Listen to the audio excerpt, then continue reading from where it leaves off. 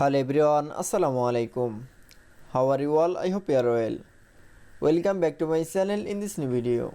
Today's video, how to center align picture in publisher document. So get it started. At first open your publisher document. In this video, I will show center align picture. Now going to the insert window option. Now click for insert option, then click for a picture.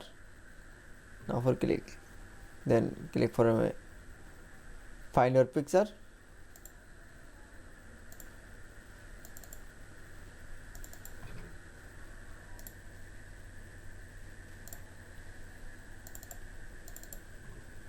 Now choose from a picture.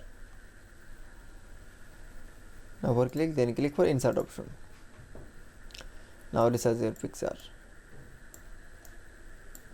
Now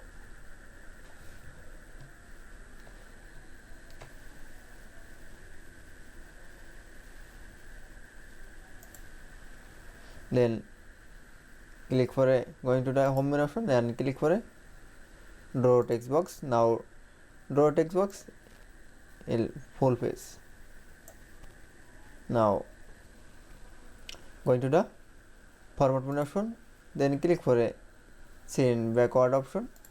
Now click for a send backward, then going to the align option.